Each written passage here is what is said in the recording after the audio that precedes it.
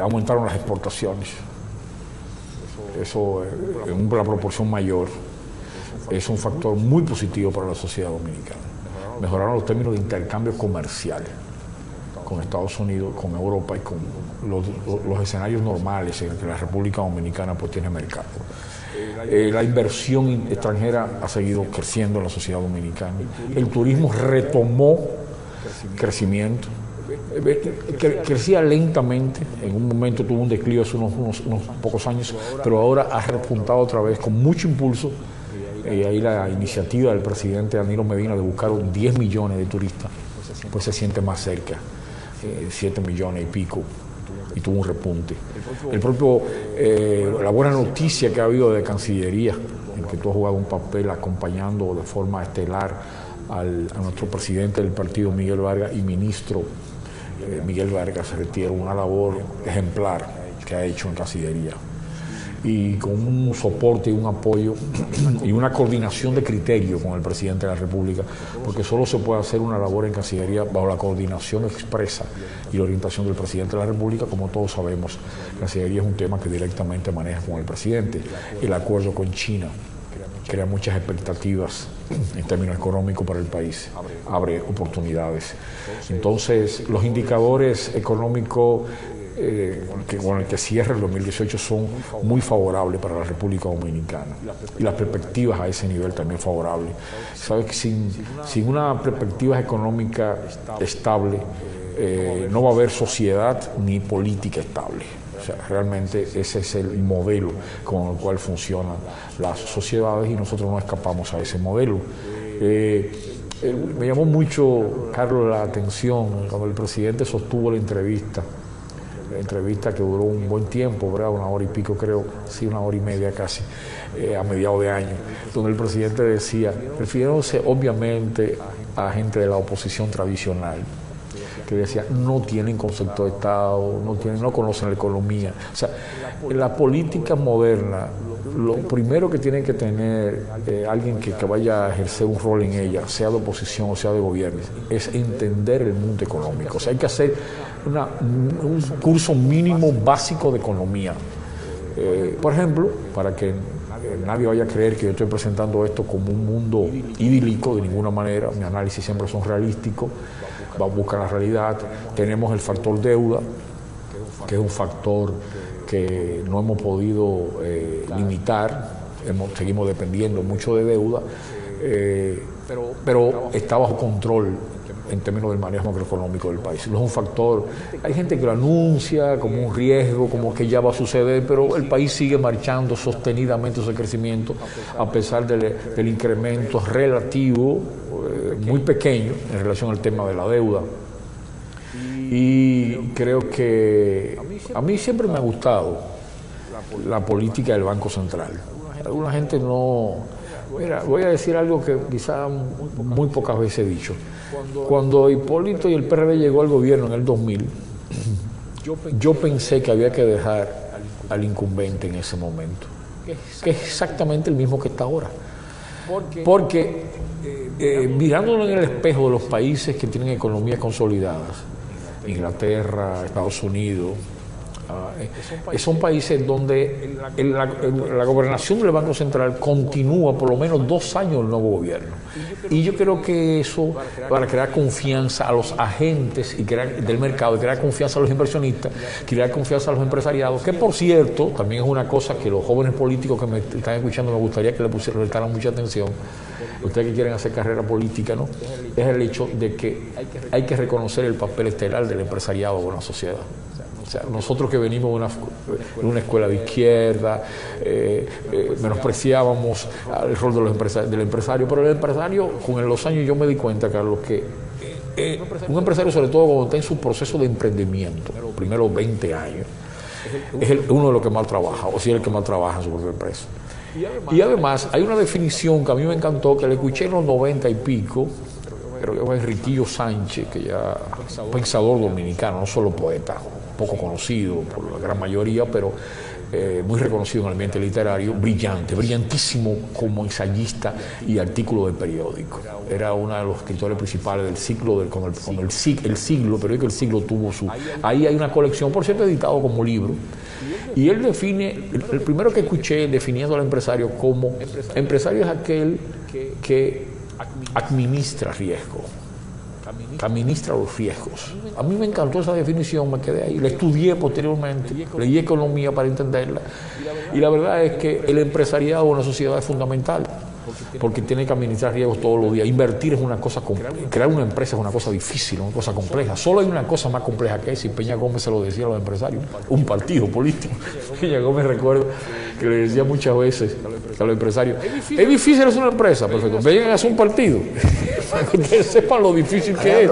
Esa mirada que observo tiene sobre la evolución, ¿verdad?, de todo este contexto de la sociedad dominicana en el año 2018, contempla el hecho cierto de que el Banco Central ha señalado que nosotros tenemos un crecimiento de un 7%, lo que nos conozca en la cima, ¿verdad?, de la región en esa materia.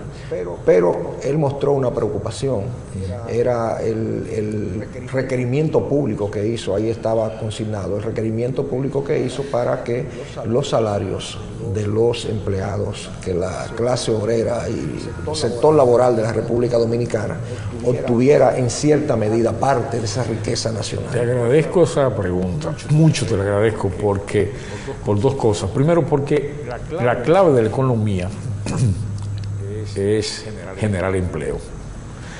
Y dentro de generar empleo de calidad.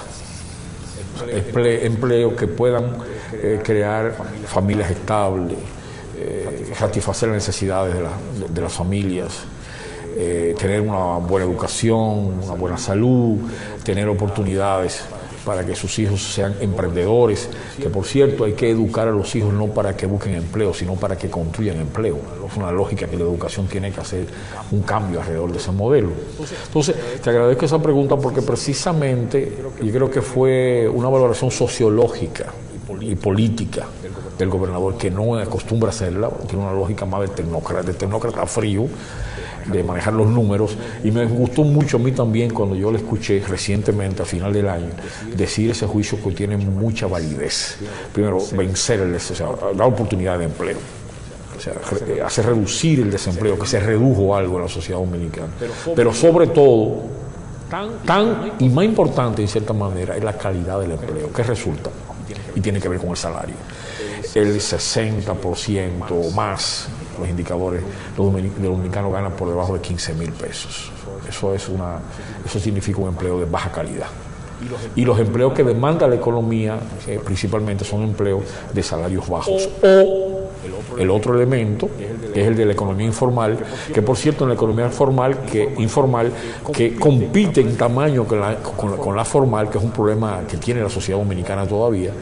Es más fácil ganar 20,000 pesos en la economía informal que 20,000 pesos en un salario formal. Y esa es una debilidad de la economía, seria, aguda, probablemente la más seria y la más aguda, porque tiene además repercusión en el orden social y repercusión en el orden político, porque alguien que tenga un empleo estable, con un salario que le permita resolver las cuestiones básicas, pues evidentemente va a tener más estabilidad social y va a tener la sociedad más estabilidad política. Y ahí permíteme decir algo que muy pocas veces, creo que quizá una vez lo he dicho nada más en un medio, porque no todos los medios permiten la tranquilidad para reflexionar, que es una de mis tesis para entender la sociedad dominicana y para entender la estabilidad social en la sociedad, la relativa estabilidad social mucho más consolidada que lo que la gente cree. Aquí hay personas siempre con visiones catastrofistas, esto se está acabando, que hay una explosión, y resulta que tienen 20, 30 años diciendo lo mismo y no acaba de suceder.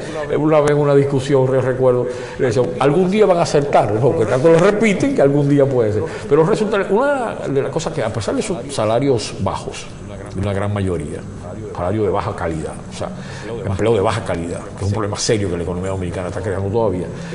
La parte progresiva del gobierno de Danilo Medina, en la parte política social y económica, tiene que ver exactamente con utilizar 1, 2, 3, 4, 5 fundamentos de la propuesta de gobierno compartido de José Francisco Peña Gómez, que tiene que ver con el tema de economía social.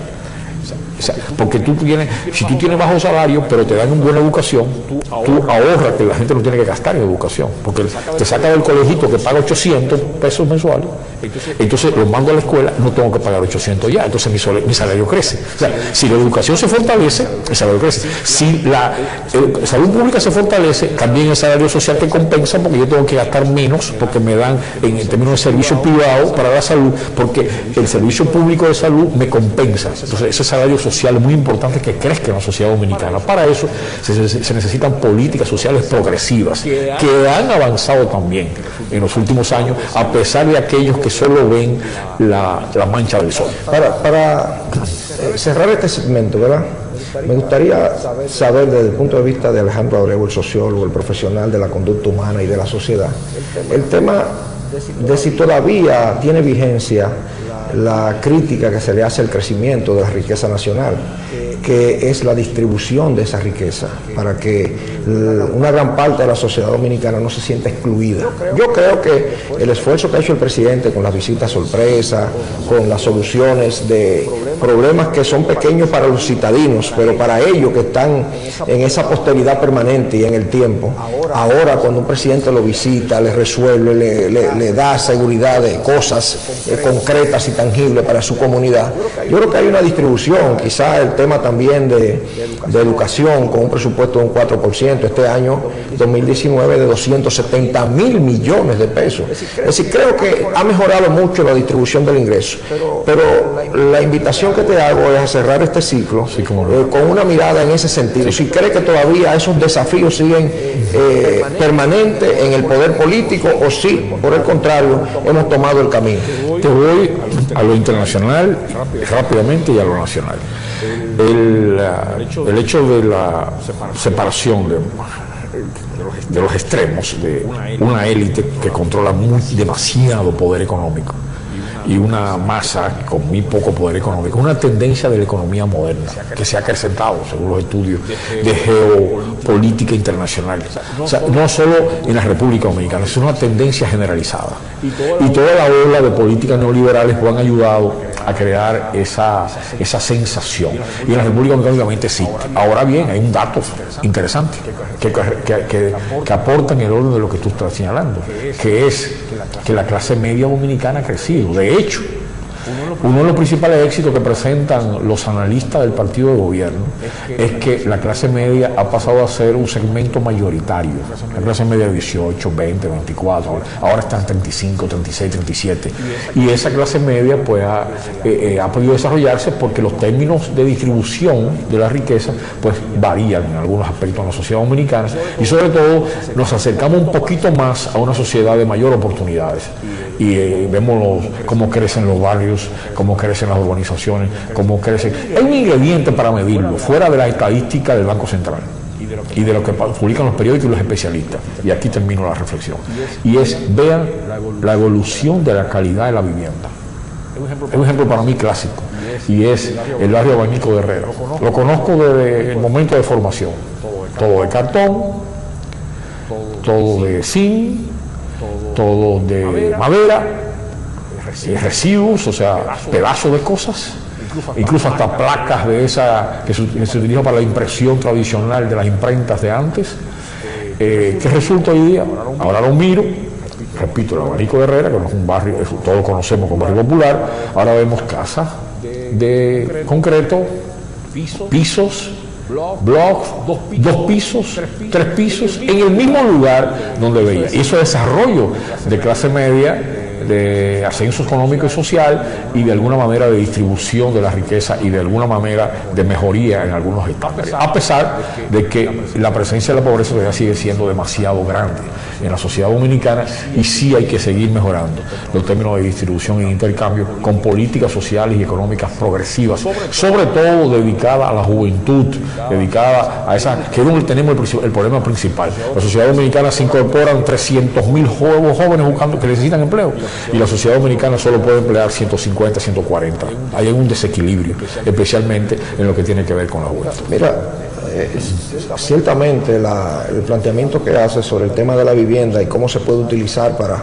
medir un poco... Un indicador visible. Exacto, visual. Una auditoría visual. No voy a decir el de los automóviles. Entonces, mira... Pero voy a decir los automóviles que también es un factor. El gobernador Alejandro del Banco Central dijo que ciertamente la economía durante el año 2018 creció por el orden del 7% y que uno de los factores que más influyeron para que ese crecimiento llegara a ese número mágico fue el sector construcción. Dice que aportó un 10,2%, por encima de 10, aportó ese renglón al tema del crecimiento de la riqueza nacional. Una vez más tenemos que recordar a Balaguer.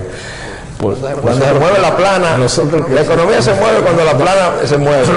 Yo que pertenezco a una generación y a un sector que no nos agradaba nada, las políticas de varilla y cemento que fueron tan criticadas del PRD, y con razón, pero también Balaguer decía, como va la construcción, va la economía, porque la construcción tiene la capacidad de distribuir, incorporar mucho trabajo, de crear muchas oportunidades para personas, para obreros y para técnicos, y entonces la economía crece, tiene mucho impacto, uno de los sectores económicos que tiene más impacto, porque hay sectores que tienen poco impacto, por ejemplo, el turismo, sobre todo si el turismo no incorpora el uso de materia prima dominicana, el uso de productos agrícolas dominicanos, el turismo se hace muy selectivo, funciona un poco con lógica de enclave, que es uno de los problemas que yo veo en la economía dominicana. Entra el dinero y ese dinero no vuelve al circuito general de la economía. Ahora, el sector construcción, cada vez que se invierte 100.000 pesos en construcción, hay una parte de ese dinero que de alguna manera impacta a la sociedad y hace que la sociedad se desarrolle. Pero repito, dije lo de la vivienda como evidencia de que la clase media ha crecido, que se ha recuperado después de un largo periodo de declive, que empezó en los 80 y se ha recuperado actualmente, y el otro elemento, reitero, los carros. Yo, por ejemplo, me han dado una cantidad de Sonata, por ejemplo, una de las marcas, y otros vehículos, que son vehículos ya de clase media en ascenso, de personas, y hay muchos circulando en la sociedad dominicana, incluso han mejorado los vehículos en muchos sectores de taxis, etcétera, y eso es parte del desarrollo y de una distribución de mayor participación, igual que el factor de la migración y el factor de las remesas, que para mí es un factor también muy importante para crear mayor estabilidad y participación en la economía dominicana. Bueno, Alejandro, son los eslabones secretos de la estabilidad relativa social de la República. Quiero que nos permita la licencia de ir a una pausa comercial, regresar de inmediato con ahora mismo en una conversación sincera, honesta, muy profesional del sociólogo Alejandro Abreu, de cómo ha concluido todo este año 2018 y la proyección que puede significar cada uno de esos detalles para este año que hemos iniciado, el año 2019. Regresamos después de la pausa comercial. Bueno, le damos continuidad en este segundo segmento a esta conversación que estamos sosteniendo frente al país con el sociólogo Alejandro Abreu, un hombre de un expediente personal no solamente limpio, sino desde el punto de vista profesional muy exquisito y bien valorado por la comunidad académica y por la sociedad dominicana en sentido general. Por eso le hemos cursado esta invitación muy gentilmente para que comparta con nosotros su mirada sobre los acontecimientos que han jalonado la historia de este año 2018 y las proyecciones que le puede merecer a partir de ese escenario el 2019. Alejandro, quiero invitarte a que pueda emitir tu juicio con toda libertad sobre el comportamiento político y las proyecciones que puede merecer este escenario que se abre con una nueva ley de partido, con un sistema de partidos políticos que tiene ahora un calendario muy exigente de parte de los comportamientos internos y también de las candidaturas que va a proponerle a la sociedad dominicana con miras a las elecciones municipales primero en febrero y luego las presidenciales y congresuales. Quisiera escucharte sobre los principales actores de este escenario político, hablando de las instituciones políticas y del liderazgo en sentido general. Sí, sí. Permíteme hacer eslabonar algo que veníamos diciendo anteriormente con el contexto de la pregunta que me estás haciendo. Es cierto que la sociedad dominicana tiene un conjunto de rezagos todavía, desorden del tránsito en un nivel que ya no deberíamos tener. Se está haciendo un esfuerzo y hay iniciativas políticas públicas interesantes, que la sociedad dominicana tiene que participar más, que la gente del transporte tiene que involucrarse más. Es un tema que tenemos que mejorar mucho. Otro tema tiene que ver con el tema migratorio, control migratorio, que se ha avanzado mucho en los últimos tiempos. En el 2018 creo que terminamos con niveles de éxito importantes. Sin embargo, todavía hay dominicanos y dominicanas insatisfechos que quieren más control migratorio, en los dos sentidos, tanto la presión que entra como la presión hacia salir. Y creo que se han tomado políticas públicas valiosas en ese orden, pero todavía la sociedad pide más todavía, sobre todo que las leyes se cumplan. O sea, aquello que dice 80 mano de obra nacional, 20% mano de obra extranjera, que eso hay dos caminos: se aplica o modifica. Y no hay ambiente para modificar esa ley, entonces lo que hay que hacer es aplicarla. Y así también, obviamente, el tema de la economía ilegal, el componente de toda la economía asociada a los tráficos de droga y esas cosas, creo que la sociedad dominicana también tiene tareas pendientes ahí, igual que la regulación de la administración pública, el tema de corrupción y el tema de impunidad. Yo creo que la sociedad por primera vez ha logrado armar un expediente que está dando resultados, que va a madurar en el 2019, que tiene que ver con enjuiciar actores, precisamente, y aquí conecto con tu pregunta. Por primera vez hay actores que tienen que dar explicaciones. Por primera vez en la sociedad dominicana la Procuraduría ha sometido un expediente que involucra actores políticos relevantes, incluyendo algunos exministros, que le pide cuenta en relación a su patrimonio público. Eso nunca había sucedido antes. Eso es un fenómeno nuevo en la sociedad dominicana. Por eso, y la propia situación de los partidos y liderazgo político, que para mí la presión principal la tiene en la sociedad dominicana dos tipos de liderazgo. El liderazgo político, que está presionado, porque hay en cierta manera, hay elementos de crisis políticas, en términos de esfera menor, o sea, no es una crisis política, es una precrisis, yo diría. No llega a ser una crisis política porque hay estabilidad política en la sociedad dominicana, pero tenemos amenazas para los actores políticos.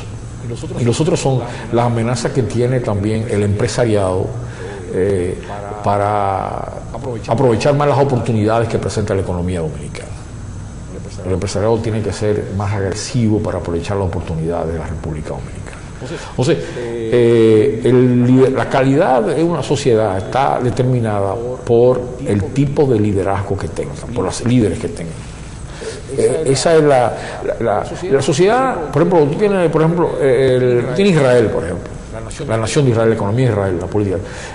No es las minas, no es infraestructuras, no son factores de comercio, lo que no son factores de su economía per se, es el factor de la calidad de su liderazgo. Pero tú te vas a Suecia, y lo que ha sido Suecia es la calidad de su liderazgo que determina esa nación. Pero te vas entonces a Japón, es la calidad de su liderazgo. Te vas a la China actual, es la calidad de su liderazgo alto, medio y de base. Te va a la sociedad dominicana y es lo mismo. Entonces nosotros tenemos que seguir consolidando el liderazgo y buscar una forma de relación de la economía y la política que sea más proactiva, que sea más potente. O sea, y ahí viene el rol del liderazgo empresarial y el rol del liderazgo político, que son complementarios. O sea, alguna gente cree, por ejemplo, que puede haber una sociedad en que los empresarios sean gobierno. No, eso no es posible. Los empresarios no están entrenados para ser gobierno.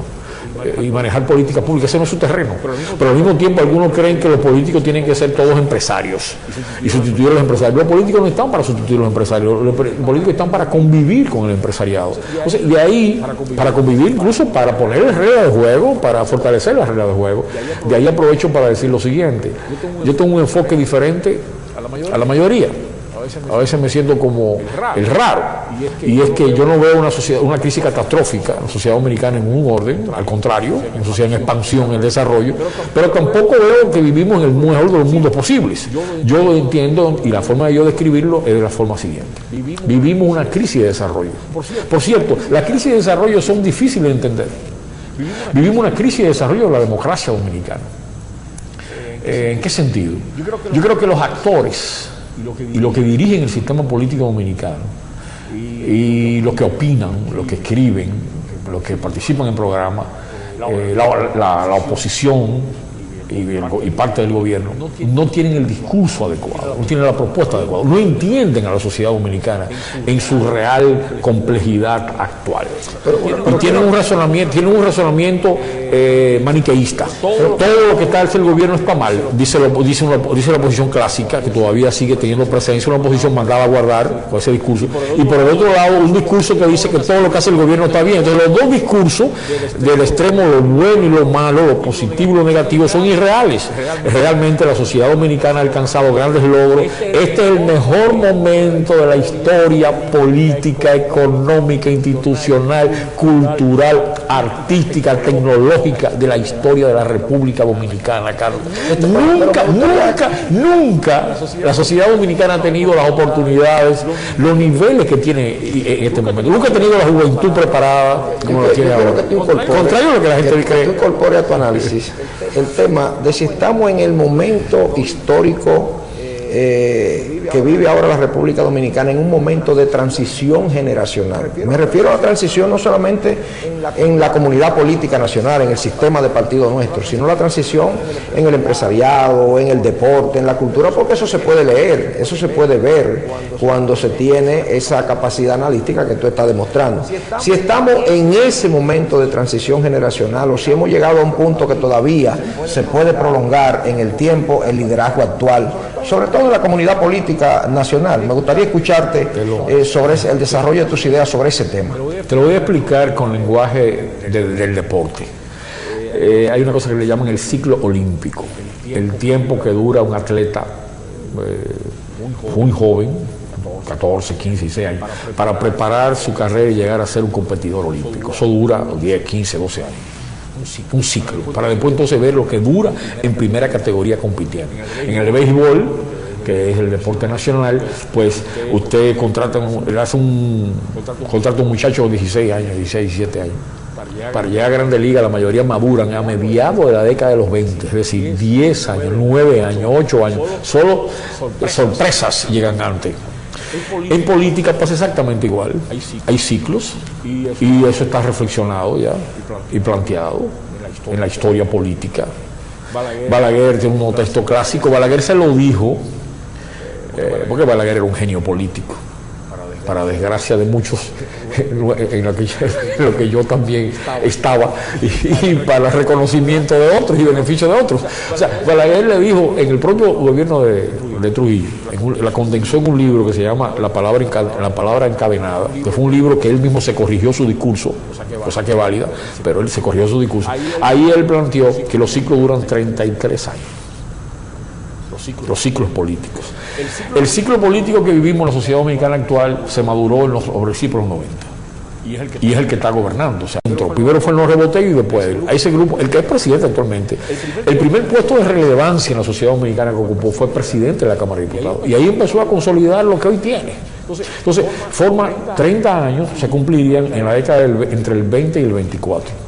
Y entre el 24, entre el 23 y el 26, los 33, es decir, que ya estamos viviendo, por lógica de agotamiento del ciclo, con generaciones nuevas que tienen que entrar al escenario político y están ahí ya en el Congreso, en los ayuntamientos, en los partidos, y que están entrando ahora. Incluso aquí los políticos duran más tiempo del razonable, muchos de ellos. Y si tienen talento y si son útiles para la sociedad, eso no es malo.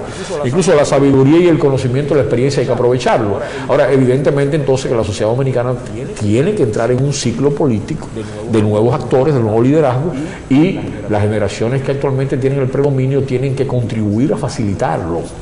Y si lo facilitan, pues va a ser más fácil la transición.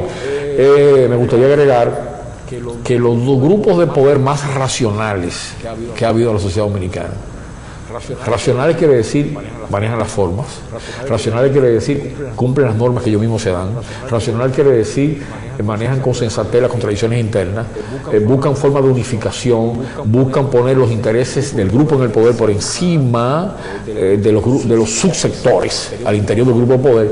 Los dos modelos de mayor vigencia en la sociedad dominicana son un autoritario, que era el grupo de Trujillo, que él era el centro y por tanto ponía racionalidad en el gobierno, ponía gente talentosa en las funciones públicas, etcétera, etcétera, etcétera. Y además se preocupaba por cuidar formalidades. Cuando Trujillo iba a violar una ley, pedía que la modificaran. Esos son niveles de racionalidad para que la sociedad me comprenda.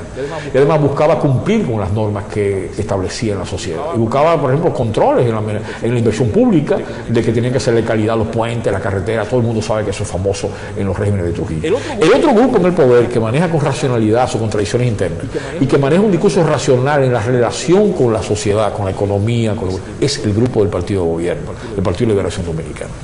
O sea, ese grupo en el poder ahora tiene una tensión interna muy seria que la tienen que resolver en el 2019, en el año que estamos entrando ahora, en el cual hay dos posibilidades.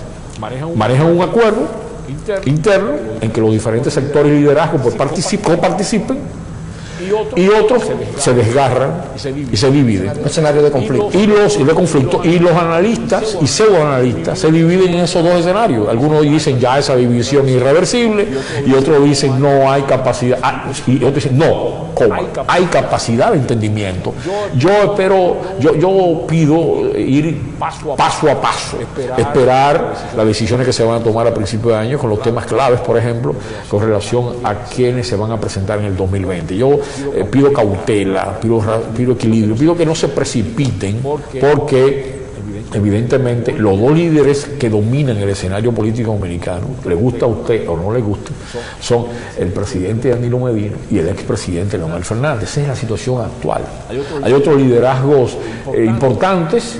Yo pienso que el liderazgo de Miguel Vargas, nuestro presidente de nuestro partido, es más importante de lo que muchos entienden, mucho valoran, porque entre otras cosas es uno de los líderes políticos más maduros, más equilibrados, más sensatos y más racionales, precisamente, porque además no aporta conflicto de ninguna de sus acciones, con ninguno de sus discursos, con ninguna de sus propuestas. O sea, todo va dirigido a aportar, todo va dirigido a proponer, todo va dirigido a impulsar la sociedad dominicana por el camino que yo he explicado, hacer cada día más una sociedad de oportunidades, una sociedad de desarrollo, una sociedad líder en el Caribe, líder en Centroamérica, líder en Latinoamérica. Una vez voy yo volando en un avión lechero, como le dicen, que va de Panamá, aterriza en Costa Rica, aterriza en Nicaragua, aterriza para Guatemala, y tomo un periódico, lo he dicho varias veces, y veo un titular que dice, de un país centroamericano, creo que el periódico era guatemalteco, y dice: República Dominicana, potencia económica del Caribe. Era la primera vez en mi vida que yo veía que alguien le escribía y decía que mi país es una potencia en algo, que no sea béisbol, potencia económica del Caribe. Entonces, el dominicano nosotros la mayoría no comprendemos la dimensión y la importancia de nuestra sociedad para por ejemplo, el impacto que está teniendo las relaciones con China. Son de una dimensión tremenda, y eso está conmoviendo al sector turístico en México, está conmoviendo al sector turístico en la región, porque la potencia que tenemos nosotros para atraer turismo chino son grandísimos, porque cuando los chinos conocen la sociedad dominicana, conocen los atractivos turísticos dominicanos, conocen nuestra potencialidad, nos convertimos en un imán que atrae mucho, pero además inversiones. ¿Por qué el país de mayor inversión con relación al tamaño de su economía en América Latina es Dominicana. ¿Por qué el país con mayor inversión proporcional, reitero, al tamaño de nuestra economía, que atrae más inversión internacional? ¿Por qué somos el polo de atracción de inversión internacional más importante del Caribe? ¿Por la cara bonita de los dominicanos? ¿Por el discurso favorable del gobierno? ¿Por los datos optimistas del Banco Central? No. La racionalidad económica de los mercados y los inversionistas no funcionan así, sencillamente por oportunidades, por las inmensas oportunidades que presenta la economía y la sociedad dominicana, y que los actores políticos tienen que mejorar en su actuación. Hay que llenar la política de contenido, y los discursos de nuestros políticos tienen que hacerse más económicos, más racional, más equilibrados, y dejar de fomentar la idea de que una ley va a cambiar la realidad. Por cierto, cuando volvamos te explico esto de que una ley, aquí gente cree que una ley va a cambiar algo. La ley no cambia nada. La ley lo único que hace es que consolida, racionaliza, ordena, disciplina, cuando hay vocación para cumplirla. Alejandro, me ha agradado, como debía ser, es un concepto que administra perfectamente, y ha apelado para describir el momento político de la República Dominicana al concepto de la convivencia del nuevo liderazgo con el liderazgo tradicional. Peña lo planteaba, tú lo recuerdas perfectamente, lo mejor de lo nuevo con lo mejor de lo viejo. Pero en cierta medida es una negación a aquel viejo concepto que tú administras perfectamente, que aplicaba Antonio Gramsci para describir que en una sociedad donde lo que tiene que morir no termina de morir, y lo que tiene que nacer no termina de nacer, está convocado a una crisis. Yo creo que eso está superado en el tiempo y en la República Dominicana, y ese concepto de la convivencia para mí supera ese pensamiento gramsciano, que es un resultado de una reflexión profunda de la sociedad de su tiempo. Pero creo más en esa convivencia del liderazgo que en esa convocatoria del punto culminante que desata o desencadena una crisis, porque se juntan esos dos aspectos: lo que tiene que nacer, que no termina de nacer, y lo que tiene que morir, que no termina de morir. Él se refería a las ideas, al desarrollo en su conjunto de una sociedad. Vamos a la pausa y regresamos de inmediato con ustedes con la parte final de esta importantísima conversación que estamos sosteniendo frente al país con el sociólogo Alejandro Abreu. Entonces, Alejandro, quiero, si es posible, sabiendo el calendario electoral que la República Dominicana vivirá a partir de estos momentos por un mandato de la ley, la nueva ley de partidos políticos con la que inaugura la República Dominicana este certamen cívico del próximo año 2020. Sí, voy a concentrar esta reflexión en lo que representa la nueva ley de partidos, el marco que representa, que es buscarle interpretaciones a ese hecho. Y lo voy a motivar con la siguiente comprensión. Un reto de la sociedad dominicana para consolidar su desarrollo, para seguir avanzando y superar los niveles de crisis de desarrollo institucionales, políticos, económicos y sociales que tiene, y ser cada día más una sociedad de oportunidades, es lo que tiene que ver, lo que yo llamo, cómo controlamos a los controladores. Me explico. ¿Cómo controlamos a la policía para que mejore su calidad? El jefe de la policía actual ha hecho un esfuerzo, está haciendo un esfuerzo. Él ha dicho, el intento que estamos haciendo es para ganar confianza de nuevo a la policía. Él está haciendo un esfuerzo. ¿Cómo ganar confianza? ¿Cómo controlar a los jueces? Por primera vez en la sociedad dominicana se están sancionando los jueces. Aquellos que ven nada más a la mancha del sol no interpretan esto como un tema positivo, pero también un juez sabe que puede ser también en un momento perder su carrera de juez. Pero tenemos que consolidar más el mecanismo de control de los jueces. ¿Cómo controlamos la frontera? ¿Cómo la administramos mejor? Ha habido avances importantes, pero tenemos que consolidar esa administración. ¿Cómo controlamos los sistemas de aduana? ¿Cómo controlamos a nuestros académicos, a nuestros profesores? Fíjate que algo muy interesante, la experimentación, una de las cosas más positivas que están pasando en la sociedad dominicana tiene que ver con toda la experimentación de la política educativa, y ahora entrando en elementos de calidad. Y ahora, los próximos años, y 2019 es un buen año para eso, no se trata de simplemente de nuevas aulas, de nueva tecnología en las aulas, de construcciones. Se trata de mejorar la calidad, la pedagogía, de mejorar las capacidades de la formación, de cómo aprender. Pero voy al elemento central de la reflexión, la ley. Por primera vez, nuestros congresistas, nuestros liderazgos políticos han aprobado una ley que lo controla a ellos, Carlos. Resulta y viene a ser que la ley de partido, a quien controla es al liderazgo político. Le pone, como tú decías, fechas, le pones pautas, le pone normas, regulariza la participación de la Junta Central Electoral en las soluciones de los problemas internos de los partidos, le pone mayores controles a la administración de la finanza de los partidos, le pone límites a la propaganda, al manejo de la propaganda, le pone límite al manejo del tema de las encuestas, le pone límite al transfugismo. O sea, es una ley potente que lo que hay que pedir en la sociedad dominicana y todo el liderazgo social, empresarial y no solamente el político es pedir que se lleve una agenda de aplicación adecuada, que es lo que ha tratado de hacer el PRD y otros partidos, para que cumplir en los tiempos. ¿Cómo era el sistema político partidario dominicano? Los acuerdos y alianzas que se hacían a 3 meses de cada elección.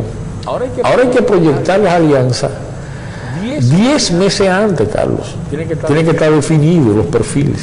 Y los candidatos tienen que estar definidos a más tardar octubre del año preelectoral, es decir, del 2019. Cuando termine el 2019, o antes de terminar, va a estar claro ya cuáles son los candidatos, cuáles son las potenciales alianzas. Y ya la gente va a tener oportunidad de definir más el sendero político del país. Es decir, esta ley de partido viene a consolidar el sistema de partido. Otra cosa, la ley de partido va a hacer que algunos partidos se reduzcan, va a hacer que algunos partidos salgan del escenario, va a ser más difícil mantenerse en el escenario político como partido. La gente dice que 27 partidos es demasiado. Yo no me voy por la lógica de los números, si son muchos partidos, son pocos partidos. Yo no creo que la lógica, para mí el tema clave de los partidos es la calidad de los partidos.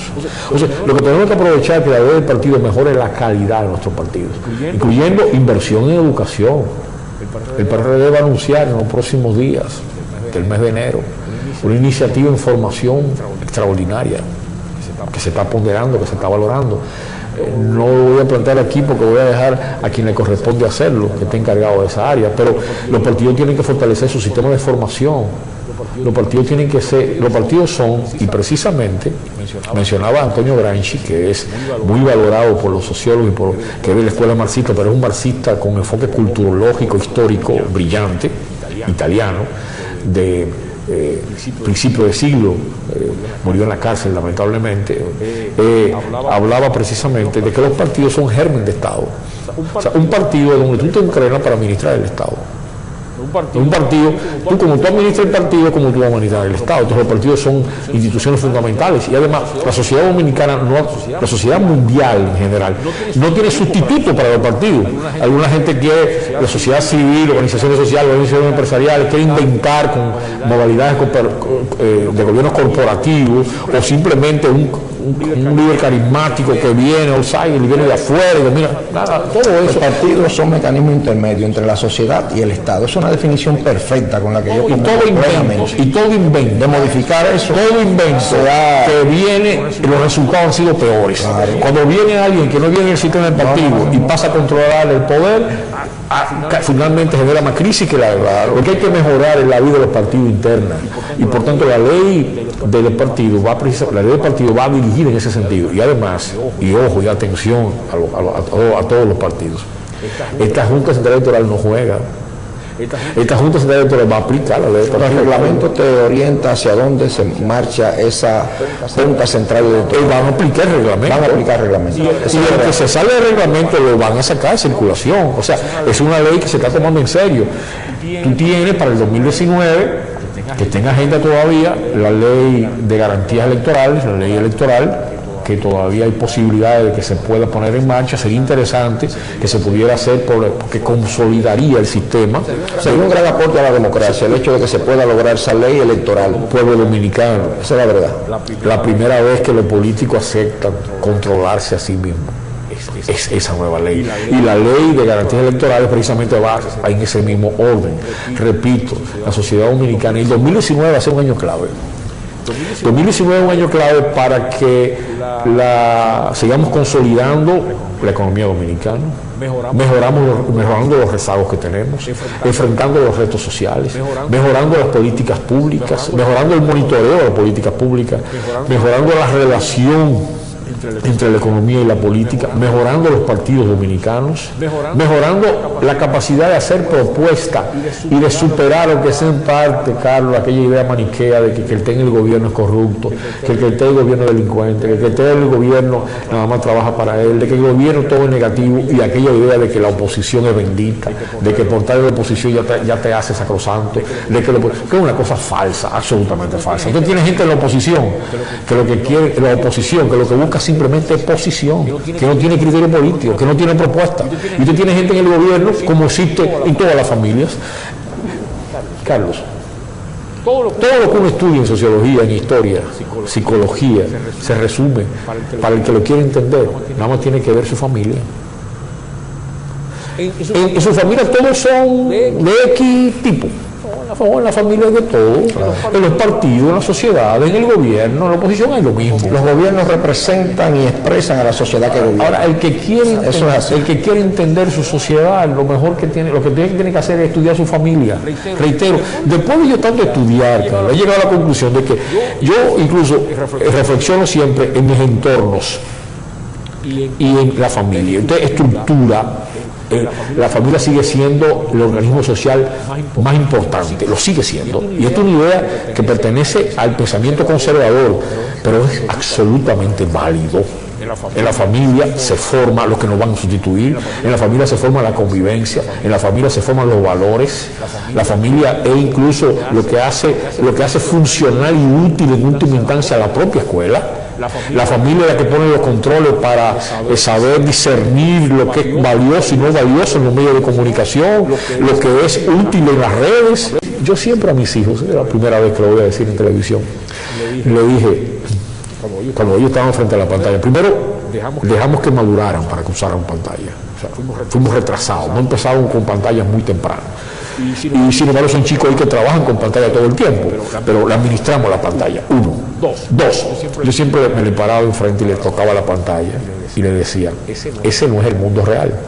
Pero yo se lo dije, desde pequeñito me paraba y le decía, y tocaba la pantalla, ese no es el mundo real. O sea, yo decía, el mundo real es este que tú estás aquí. El mundo real es este que tú tienes que confrontar todos los días. En este que tienes que sudar, que llorar, que asumir una serie de responsabilidades. Porque uno de los dilemas, y esto a gran escala, yo creo que pega para la humanidad, para la sociedad y para el 2019, es ¿qué tiene más peso? ¿La libertad o la responsabilidad? Todo el mundo, incluyendo los jóvenes, quiere libertad. Muy bien. Bienvenida a la libertad. La sociedad moderna, esta es la sociedad que ha creado más oportunidades de libertad de todas las sociedades que se conocen. Pero ¿y qué pasa con la responsabilidad? No, la responsabilidad no. Resulta que la responsabilidad, y lo mismo pega para la sociedad dominicana. O sea, el liderazgo social, el liderazgo político, el liderazgo económico dominicano tiene que asumir su responsabilidad de conducir a la sociedad por una sociedad que enfrente la solución de sus necesidades y que enfrente la mejoría de los rezagos que tiene.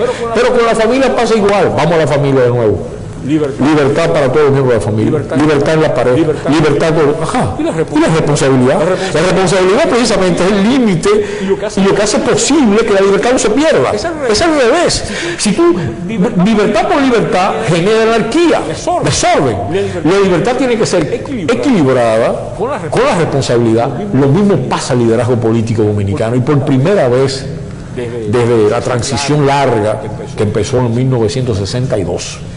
La clase política dominicana ha admitido que la controlen, y esa es una cosa utilísima para la sociedad dominicana, para el cual todos tenemos que aprovecharnos. ¿Y qué puede hacer usted? Yo no participo en política, no me interesa la política. Monitoree, utilice las redes, utilice el seguimiento, aporte, involúcrese. Ahora quítese de encima aquella idea de que ir al gobierno es perder, como lo más importante de la sociedad es precisamente cómo y quiénes lo gobiernan. Como lo más importante en una familia es papá y mamá que ponen la pauta. Así es la vida, así no son los partidos, así son las empresas.